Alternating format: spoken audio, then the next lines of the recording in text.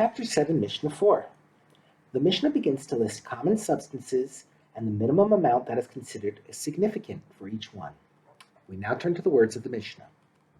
One who takes out a grain of straw, which is used to feed cows, is liable only if he carries enough to fill a cow's mouth.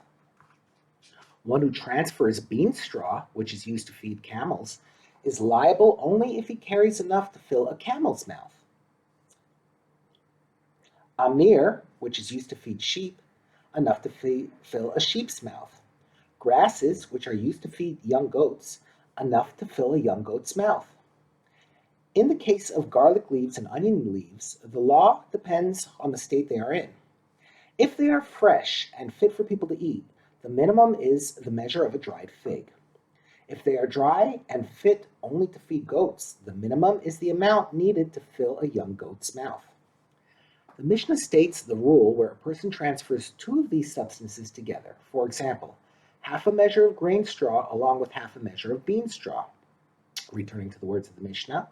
And they do not combine with each other to make up a required minimum, because their minimum amounts are not the same.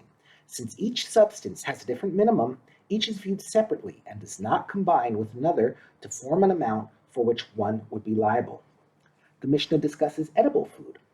One who transfers edible food that is at least the size of a dried fig is liable.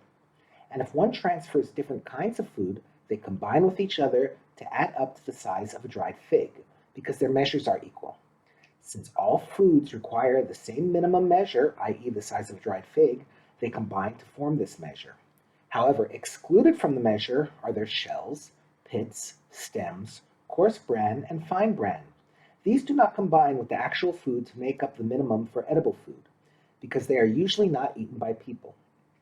The next Tana partially disagrees with regard to shells.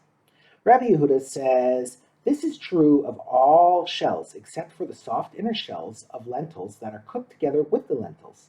Since they are commonly cooked and eaten together, the shells combine with the lentils to complete the minimum measure.